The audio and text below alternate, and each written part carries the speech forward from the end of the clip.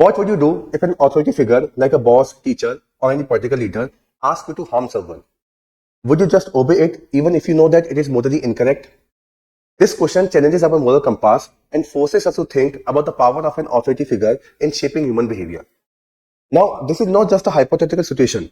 In history and psychological research, there are so many examples where you will find that people just follow orders. They just obey orders even if they know that it is against their moral conscience. Now, the same experiment was conducted in 1960 by Milgram. He wanted to know that what happens during Holocaust, that people just following the orders of Nazi army. They just follow them blindly. They just being obedient towards them and inflicting pain upon others. So what was happening at that particular time? What is the psychology behind this? And this experiment you will find relevant in today's area also. You can see that in corporate world, in other area also, people just follow orders of their authority, of their boss. Even you can see the cases of caste-based discrimination. We just keep on doing discrimination against on the basis of caste, religion, etc. Why? Because authority is saying, social authority is implying upon this. Religious authority is saying such kind of things. Therefore, we are following them blindly. Okay, so now we will try to explain that what this experiment is all about and what are the main points of this particular experiment. Okay, so if you can see over there, the Milgram experiment, obedience to authority. And what it want to explore human behavior and ethical dilemma related to this. Okay, so understand this particular experiment because it is very important in the field of social psychology, and you can mention this in various areas, in various answers when you will write the answer of social psychology, paper 2. Okay, so you will see over here, this is the experimental setup. So Milgram actually called a lot of participants, and then he divided the participants randomly into two categories. The participants were divided into two categories, teachers and learners. You can see over here also. Okay, so here participants, teacher, who are the real participants, and learner, actor. Okay, this is the scenario. Here you can see, this is the experimenter, the person who is conducting the experiment, जो experiment करवा रहा है. Here you can see, this is a learner and this is the teacher. Okay, अब इस experimenter ने teacher को बोला है कि जब भी लर्नर कोई भी गलत जवाब देगा तो आपको उसको इलेक्ट्रिक शॉक देना है, और ये लर्नर इलेक्ट्रिक शॉक को महसूस करेगा, ऐसा वो एक्ट करेगा कि उसको शॉक लग रहा है. एक्चुअली में उसको कोई शॉक दिया नहीं जा रहा है, लेकिन ये बात इसको नहीं पता, टीचर को ये बात नहीं पता, और टीचर को बोला गया कि आपको शॉक देना है. किसने बोला है? इसने बोला है, एक्सपेरिमेंटर ने, क्योंकि ये क्या है, ये एक ऑथोरिटी फिगर है, तो उसने इसको बोला है कि आप देते जाओ शॉक. ओके, डजंट आप रिजल्ट के बारे में मत सोचो कि आगे क्या होगा, इसको कोई दिक्कत होगी या कुछ और होगा. Doesn't think about all this. आप शॉक को बढ़ाते जाओ जैसे जैसे लर्नर गलत जवाब देता जाएगा. ठीक है, तो ये यहाँ पर होता है teacher instructed, you can see over here also, teacher instructed to give electric shock for wrong answer. Experimenter जो ये है ऑथोरिटी फिगर इनकरेजेज कंटिन्यूएशन, कि आप इसको बढ़ाते जाओ. ओके, लर्नर यानी कि एक्टर जो गलत जवाब देगा, रिएक्टेड विद डिस्ट्रेस, स्क्रीमिंग और silence, he is just reacting. ये एक एक्टर है.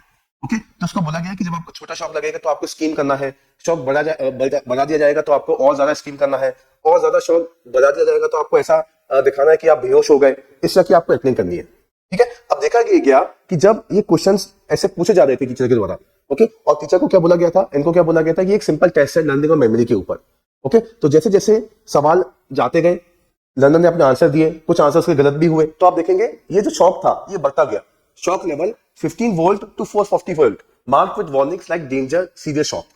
ठीक है, तो लर्नर ने जब जवाब गलत दिया, पहले उससे क्वेश्चन पूछा गया, जवाब सही दे दिया, दूसरा क्वेश्चन पूछा गया, जवाब गलत दिया, 15 वोल्ट शॉक, फिर जवाब गलत दिया 30, ओके, 45, 60, 90, ऐसा कर करके टीचर ने शॉक लेवल को 450 वोल्ट तक बढ़ा दिया. तो आप सोचो 440, 450 वोल्ट का झटका. ओके, इसमें तो डेथ हो जाती है इंसान की, है ना. तो डेंजर, सीवियर शॉक उनको देना शुरू कर दिया. ठीक है, और वो दिया जा रहा था क्यों? क्योंकि ऑथोरिटी ने क्या बोला था, please continue, experimenter requires that you should continue, you have no other choice, you must go on. आपको शॉक देते जाना है, आपको रिजल्ट के बारे में नहीं सोचना है. ठीक है, और जो टीचर थे वो शॉक देते गए, शॉक बढ़ाते गए, शॉक बढ़ाते गए. हालांकि उनको पता नहीं था कि लर्नर एक्टिंग कर रहा है. ओके, ये उनको बताया नहीं गया था, इनको बाद में बताया गया. ठीक है, लेकिन वो शॉक देते गए क्योंकि उनको एक ऑथोरिटी फिगर ने बोला था. Okay, so you can see over here, ये बढ़ाते गए शॉक को. ओके, तो यहाँ से हमको क्या समझ में आया, यहाँ से हमको कुछ स्टैट्स मिले कि 65% ऑफ द पार्टिसिपेंट्स, यानी कि जो टीचर्स थे, administered 450 volt of shock, maximum level, ये हाईएस्ट लेवल था. तो जितने भी टीचर्स को बुलाया गया था उनमें से 65% लोगों ने शॉक को 450 वोल्ट तक बढ़ा दिया. 100% went up to 300 volt. Okay, when the learner pronounced pounded on the wall. ठीक है, मतलब शॉक बढ़ाते गए. अब वो जो लर्नर था वो तो एक्टिंग कर रहा था, पहले स्क्रीम किया, फिर वॉल पे अपना सर मारने लगा क्योंकि उसको बहुत शॉक लग रहा था. तो यहाँ तक तो 100% लोग चले गए, और 300 वोल्ट के बियॉन्ड भी कुछ लोग गए. क्यों? क्योंकि उनको बोला जा रहा था. They were just following the orders of the authority figure. Okay, so this was participant showed visible stress but continued obeying, वो ओबे करते गए, ठीक है, उनको लग रहा था कि मैं गलत कर रहा हूँ, टीचर को लग रहा था कि हम गलत कर रहे हैं, लेकिन फिर भी वो ओबे करते रहे, किसकी बात को, उस एक्सपेरिमेंटर की बात को, उस ऑथोरिटी फिगर की बात को, ठीक है। तो ये हमारा एक्सपेरिमेंट है, मिलग्राम एक्सपेरिमेंट, और ये बताता है कि जब कोई हायर पोस्ट पे होता है, हायर अथॉरिटी पे होता है, हम उसकी बात को ओबे करना शुरू कर देते हैं। ऐसा क्यों होता है, ऐसा भी इन्होंने बताया, you can see over here, agentic state and gradual commitment, ये दो चीजें होती है।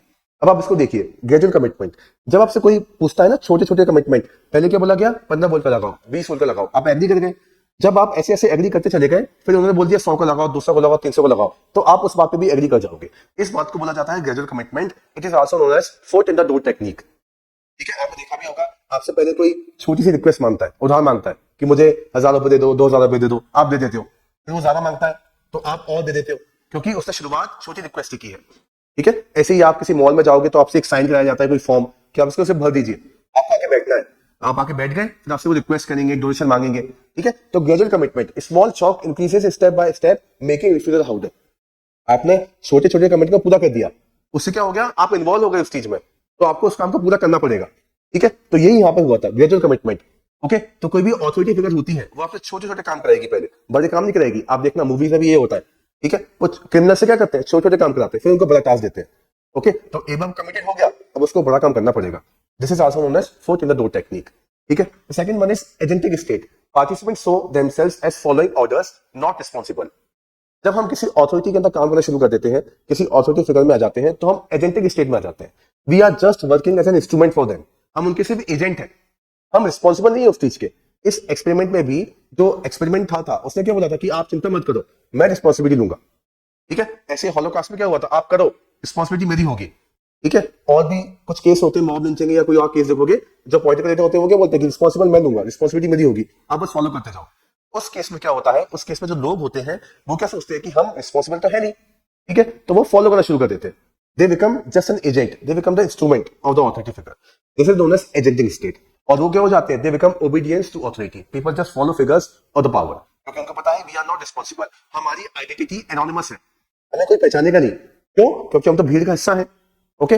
जिसको पहचाना जाएगा वो कौन होगा, ऑथोरिटी फिगर होगा, वो एक्सपेरिमेंटर होगा। इस वजह से हम तो वो करते जाएंगे जो हमें ऑथोरिटी फिगर बताता जाता है, okay. So this was experiment जो ये किया गया था, और यहाँ से हमको समझ में आया कि कोई ऑथोरिटी फिगर होती है तो उसको उसके ऑर्डर्स फॉलो कर लिए जाते हैं। और ये आप देखोगे सोशल साइकोलॉजी में, आप देखोगे in the cases of history also, history में भी काफी आप केसेस देखोगे, इंडिपेंडेंस के टाइम पे आप देखोगे पॉलिटिकल लीडर से कुछ बोला और लोगों ने करना शुरू कर दिया, ठीक है, क्योंकि they are being obedient to authority, okay. So this was a Milgram experiment, ये बहुत इंपॉर्टेंट एक्सपेरिमेंट है, ठीक है ना। इसमें आप देखोगे कुछ एथिकल इश्यूज भी थे, ओके, जिसकी वजह से काफी क्रिटिसाइज भी किया जाता है इस एक्सपेरिमेंट को। क्यों, पार्टिसिपेंट को मिसलेड, उनको बताया था ना, उनको बताया था कि क्या हो रहा है एग्जैक्टली, आप क्या चेक कर रहे हो, है ना, और लंदन एक्टिंग कर रहे हैं ये भी नहीं बताया था, तो उनको मिसलेड कर दिया गया था। जनरली कोई भी आप एक्सपेरिमेंट करते हो तो सब लोगों को बताओ, इन्फॉर्म्ड कंसेंट होना चाहिए, ठीक है, तभी आपको कराएंगे एक्सपेरिमेंट, लेकिन उस वक्त ऐसा नहीं किया गया था। और एक्सपेरिमेंट हुआ था 1960 में, तब इतनी अवेयरनेस भी नहीं थी सब चीजों को लेकर, ओके। तो ये इसका एक लिमिटेशन है, lack of informed consent, they were not fully aware of the right to withdraw, ठीक है, क्योंकि उनको बोला गया था कि आपका कोई ऑप्शन नहीं है, अब आप बन गए हो उसका पार्ट, आपको करना है वो काम, ठीक है ना। इमोशनल डिस्ट्रेस में मेनी वर साइकोलॉजिकली डिस्टर्ब, काफी लोग साइकोलॉजिकली डिस्टर्ब भी हो गए थे इस एक्सपेरिमेंट के द्वारा, जो कि नहीं होना चाहिए, okay. It is also against ethical principles, हालांकि इन लोगों को काउंसलिंग भी दी गई थी बाद में, लेकिन ये इसके कुछ इश्यूज है।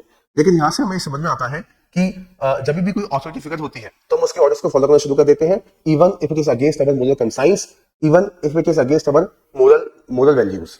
This is very important experiment. You must refer it, you must read it, you must mention it in the paper 2 social psychology.